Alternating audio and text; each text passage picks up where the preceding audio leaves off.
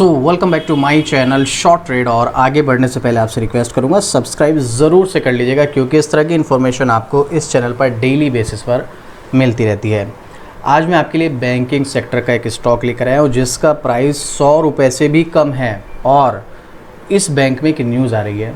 हम जानते हैं काफ़ी टाइम से हम देख रहे हैं गवर्नमेंट जो है काफ़ी सारी जो गवर्नमेंट बैंक्स हैं उनको प्राइवेटाइजेशन करने में लगी हुई है। अब इस बैंकिंग स्टॉक की भी कुछ ऐसी ही कंडीशन है।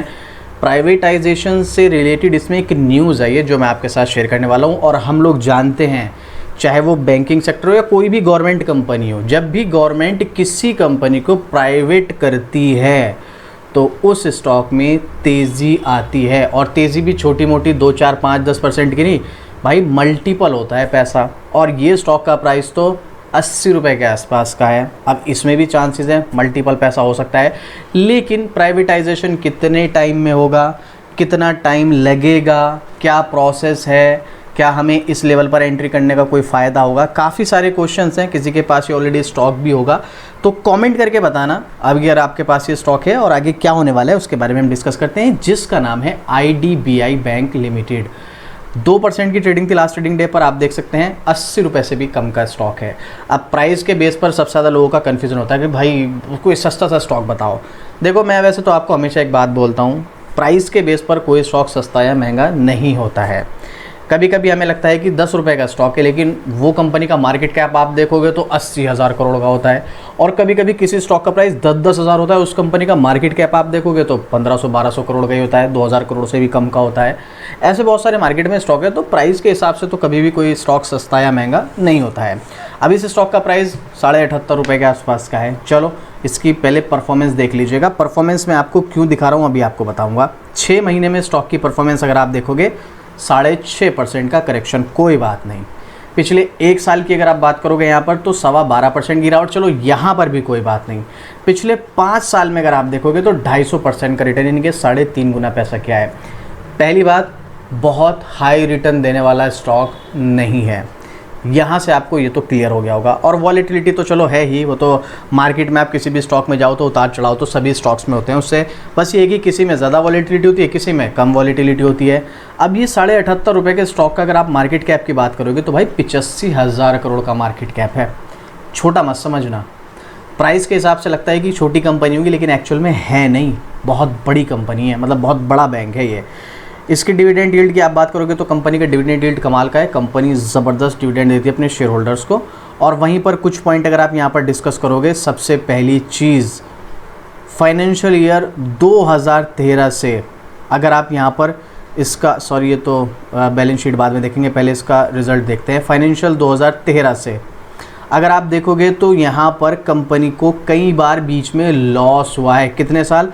2016, 17, 18, 19, 20 लगातार 5 फाइनेंशियल ईयर तक लॉस मेकिंग बैंक रहा। लेकिन 2021 के बाद से जो इसने भाई प्रॉफिट बनाना शुरू किया तो अभी तक ये प्रॉफिट में ही है, ये अच्छी बात है।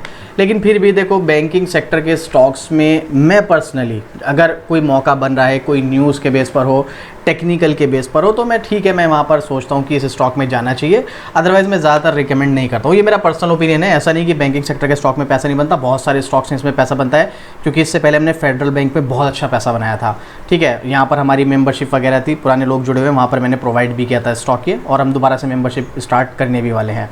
तो अभी मैं आपको पहले इसकी एक न्यूज़ दिखा देता हूँ, उसके बाद हम आगे कंटिन्यू करते हैं टेक्निकल चार्ट पर। आप चाहे तो खुद भी सर्च वगैरह करके देख सकते हैं, पब्लिक डोमेन में है। लेटेस्ट अपडेट है, हिंदुस्तान का आर्टिकल 18 घंटे पहले का। बिक रहा ये सरकारी बैंक, आगे बड़ा प्रोसेस, सरकार ने दी जानकारी। कौन से स्टॉक की बात हो रही है और क्या बिक रहा है, क्या प्रोसेस है, चलिए देखते हैं।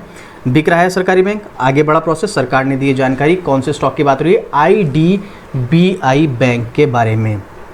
निवेश एवं लोक संपत्ति प्रबंधन विभाग दीपम के सचिव अरुणीश चावला ने बुधवार को कहा कि सरकार ने IDBI बैंक के वैल्यूएशन के लिए एसेट अप्रेजर की नियुक्ति की और संभावित खरीदार के साथ शेयर समझौते पर भी क्या किया है मैं आपको दिखा देता हूँ।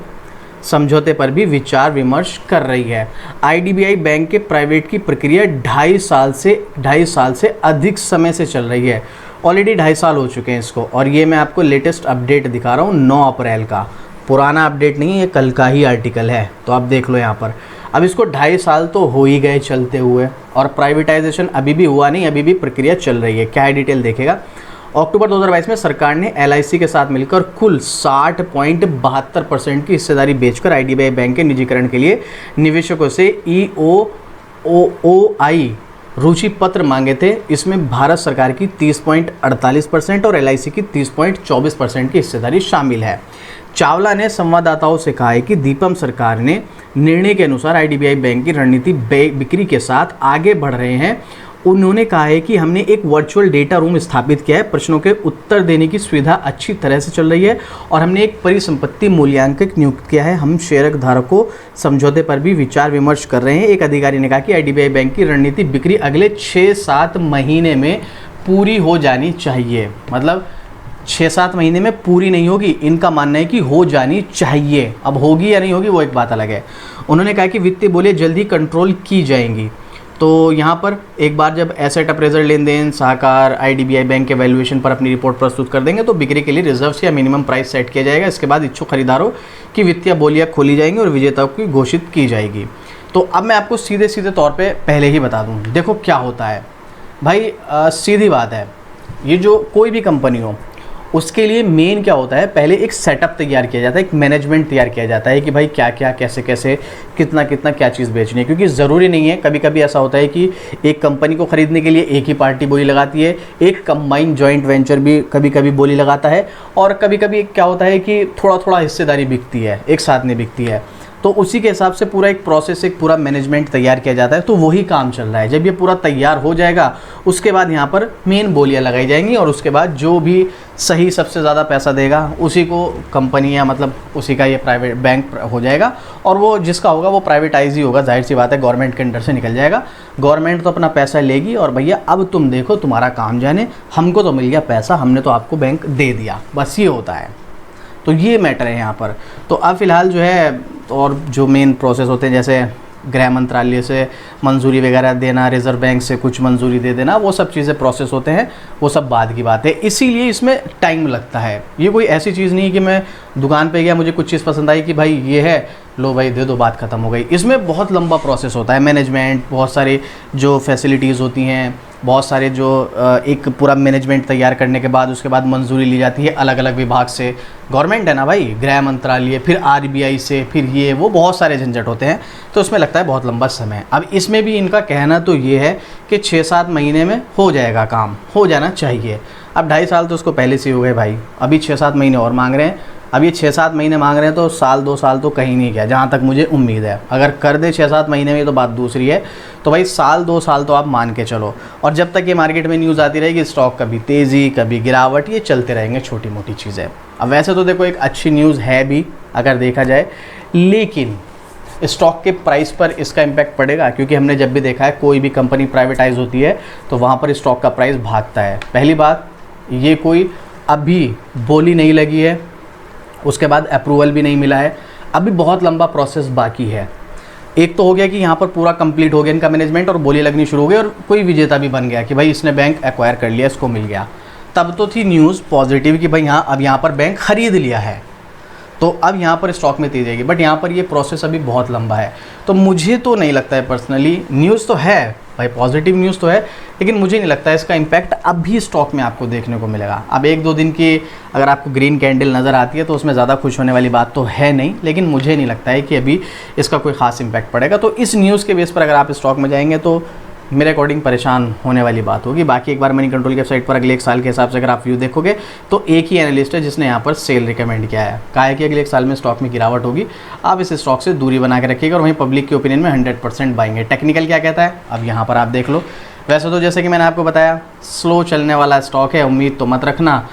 अभी स्टॉक उम्मीद ये है कि शायद यहाँ से स्टॉक कंसोलिडेट चले, शायद, ठीक है, ऐसा मुझे लगता है, हो सकता है मैं यहाँ पर गलत हूँ। बट हाँ इतनी बात तय ज़रूर है कि स्टॉक चलेगा बहुत स्लो, और जो लोग फास्ट रिटर्न की उम्मीद रखते हैं और वो इस स्टॉक में एंट्री लेंगे तो परेशान हो जाएंगे, बेटर है ना ही लो। और ये प्रोसेस जब पूरा हो जाएगा, जब बोलियाँ लग जाएंगी, उसके बाद कोई सेलेक्ट हो जाएगा सबसे अच्छी बोली लगाने वाला, RBI से मंजूरी की बात हो जाएगी, गृह मंत्रालय से मंजूरी की बात हो जाएगी, उसके बाद जब फाइनल ठप्पा लग जाएगा कि भाई प्राइवेटाइजेशन हो गया, मतलब उससे थोड़े टाइम पहले से कि कंफर्म हो जाता है ना। मार्केट में किसी भी स्टॉक में रिएक्ट कब होता है, वो रिएक्ट जब करता है जब कोई भी अच्छी न्यूज़ आने से कुछ टाइम पहले, 1 महीना 2 महीना पहले। तो उससे 1 महीना 2 महीना पहले इस स्टॉक में एंट्री लेने में फ़ायदा है, वहाँ से बन सकता है पैसा। चाहे वो 20% बने, 25% बने, चाहे वो 50% बने, हो सकता है दुगना भी हो जाए पैसा, वहाँ से बनेगा। बट अभी मुझे कोई चांस नज़र नहीं आता है, भले ये कुछ भी न्यूज़ हो, कुछ भी आ रहा हो आर्टिकल। मेरा तो पर्सनली, देखो ये मेरा पर्सनल ओपिनियन है, मेरा सजेशन है कि चक्कर में मत पड़ो। मार्केट में इतने सारे स्टॉक्स हैं, जाओ वहाँ पर पैसा बनाओ। इसके चक्कर में बन के आपने यहाँ पर एंट्री ले ली और पैसा दुगना होगा और पता चला यहाँ पर परेशान कर रहा है। इस प्रोसेस में इन्होंने 6-7 महीने तो यहीं पर बोले और पता चला यहाँ पर लग गए 2 साल। अब 2 साल तो आप एक स्टॉक के चक्कर में बैठे ही रहोगे। 2 साल में तो अदर स्टॉक से आप अच्छा प्रॉफिट बना सकते हो, तो वो आपके ऊपर डिपेंड करता है। और ये मेरा पर्सनल ओपिनियन है, हो सकता है मैं यहाँ पर गलत हूँ। तो आपको अगर स्टॉक में एंट्री एग्जिट जो भी करना है, ये आपको अपने एक बार फाइनेंशियल एडवाइजर से सलाह ज़रूर लेनी है। नहीं कुछ समझ में आ रहा है तो आप मुझे कमेंट कर देना, मैं डेफिनेटली आपको कमेंट का रिप्लाई करूँगा। और बाकी किस किस के पास ये स्टॉक है कमेंट करके बताना, और आपको क्या लगता है कि एक्चुअल में करना चाहिए इस लेवल पे एंट्री। मेरे अकॉर्डिंग तो बिल्कुल भी नहीं, लेकिन आपको क्या लगता है? कोई क्वेश्चन, कोई डाउट, कोई ओपिनियन है तो भी कमेंट करना, आपको डेफिनेटली रिप्लाई मिलेगा। और इस तरह की डेली अपडेट शॉर्ट ट्रेड पर मिलती है तो भाई सब्सक्राइब भी जरूर से कर लेना। तो चलिए मिलते हैं फिर से इसी तरीके एक और ज़बरदस्त जानकारी के साथ। जय हिंद।